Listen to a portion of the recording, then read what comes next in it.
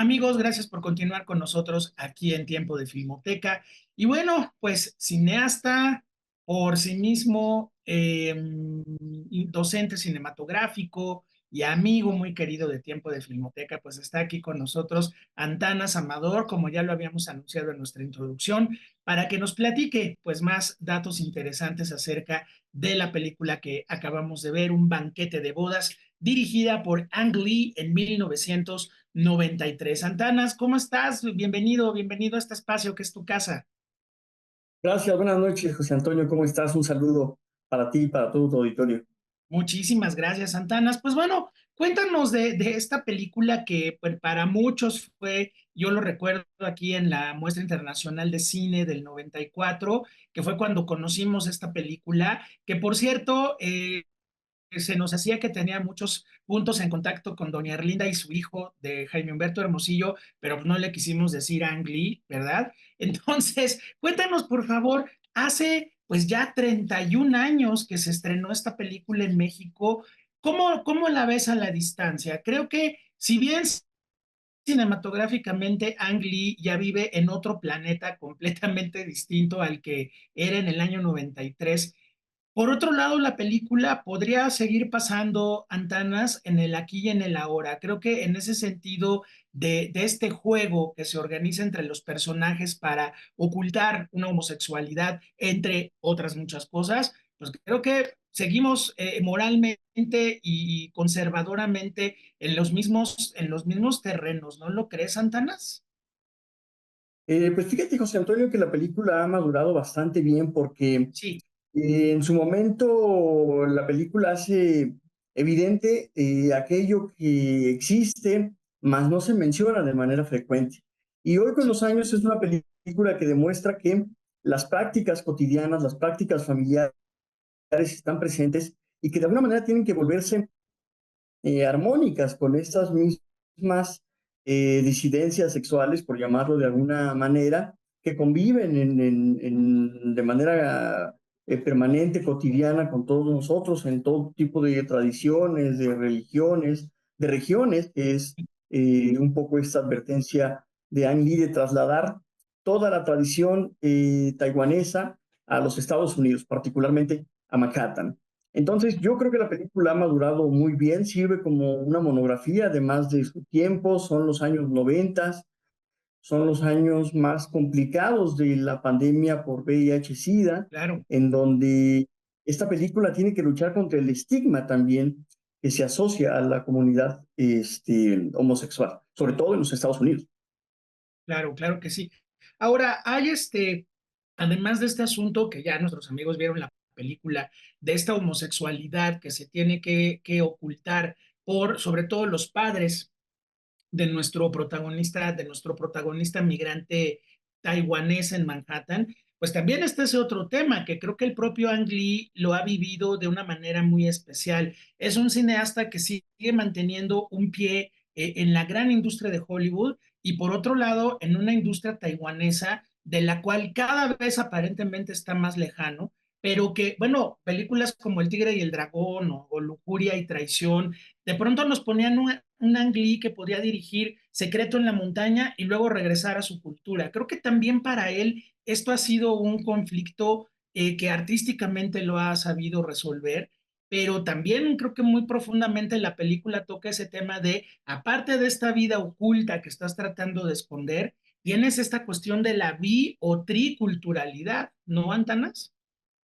Sí, efectivamente, y fíjate que ha sido de los directores que de mejor manera ha podido trasladar parte de su cultura, de sus creencias, de su ideología, de su cosmogonía a este bloque industrial que es Hollywood. Muchos directores, sobre todo a partir de los 90, han podido consolidar una trayectoria así en la que trasladan parte de su misma autoría, o más bien su autoría se construye en las posibilidades que ofrece la industria cinematográfica en Hollywood.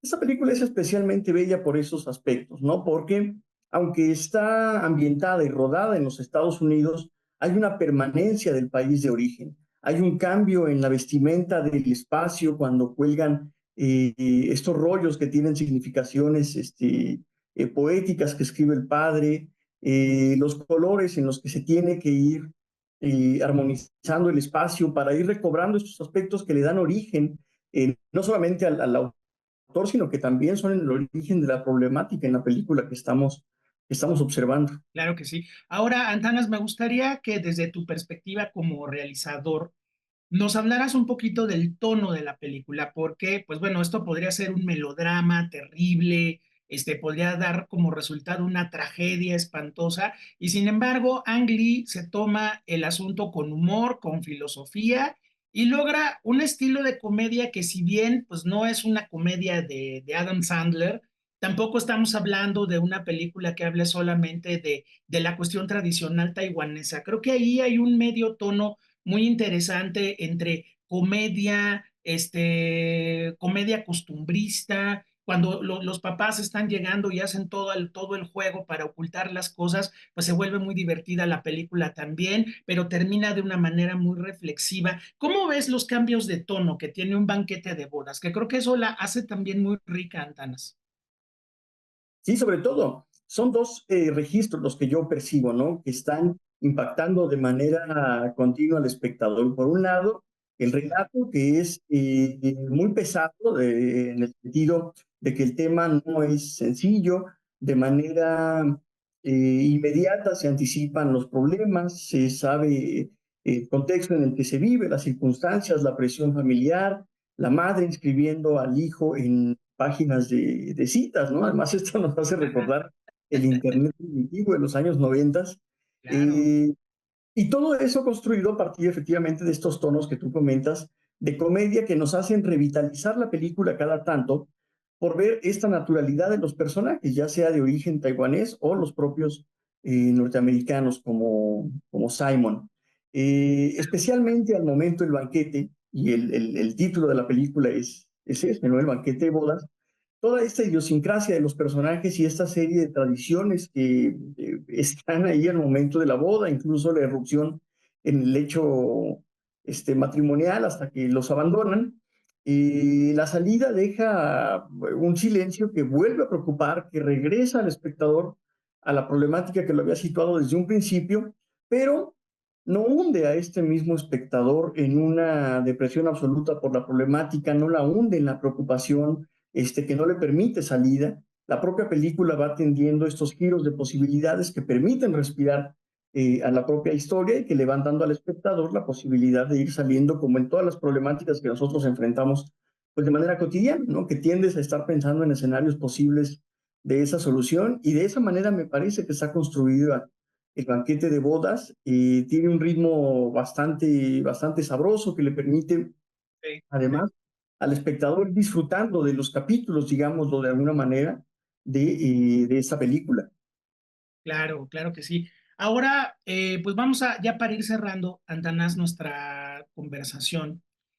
Nos quedan unos cuantos minutos. A mí me gustaría que nos contaras, también desde tu perspectiva como realizador cinematográfico, el proceso creativo de Ang Lee. O sea, estamos hablando de un hombre que ya ganó dos premios Oscar como mejor director, que ha ganado un premio Oscar como mejor película extranjera por El Tigre y el Dragón, y que pasa de estas narraciones intimistas que hablaban de las tradiciones, del choque cultural, de esto que en el occidente es permitido y en el oriente es mal visto. Y de pronto tenemos a un director que te puede hacer una película completamente, voy a usar el término artificial por la forma, pero de ninguna manera artificial en lo que provoca, que es una aventura extraordinaria o Secreto en la montaña o estas otras películas donde Ang Lee ha explotado este carácter visual que puede llegar a tener alucinante. ¿Tú cómo ves ese proceso de un director que, pues bueno, fue sin duda, se acabó ganando a la industria más poderosa de cine del mundo, pero no deja de tener esos orígenes y eso que hace a su cine muy especial, Antanas? ¿Tú cómo lo ves? Por supuesto, José Antonio, yo creo que en el caso específico de Ang Lee, está buscando de manera continua los rasgos que pueden provocar emociones en el espectador. En algunos casos, como tú lo mencionas, esta emoción pues es el resultado de un impacto visual, es el resultado de un juego de luces y colores, es el resultado de planos abiertos, es el resultado de movimientos tenues. Y por otro lado, también está la búsqueda o la exploración de estos mismos sentimientos, de estas mismas emociones a partir del juego entre personajes, de los dilemas que existen. Es un hombre además que tiene muy claro el momento en el que está viviendo y sabe desarrollar, como lo vimos en el banquete o como lo hemos visto en Secreto en la Montaña, emociones a partir de situaciones cotidianas, pero que al mismo tiempo, por más cotidianas que sean, están ocurriendo por debajo de un bloque que las va ocultando por tradición, por cuestiones legales, por impedimentos morales. Entonces, creo que esa es la posibilidad que se da Ang Lee en cada uno de sus trabajos, que es la búsqueda de la exploración para una emoción que le permita en el relato, en los diálogos, en la interacción con los personajes o incluso en la plástica misma de la cinematografía, y eso hace además su cine un cine bastante sensible, bastante cargado de emociones, bastante explosivo. El espectador no puede mantenerse intacto al final de una de sus películas, sabe que de alguna manera, por cualquiera de los registros que tiene para aprender o para mirar hacia el exterior, va a ser impactado por los detalles de Ang Lee.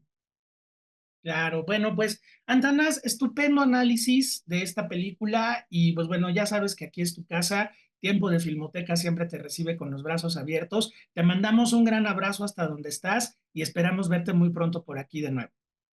Muchas gracias, José Antonio. Es cariño correspondido para ti, para todo el equipo de Gracias. Biblioteca y también para los espectadores.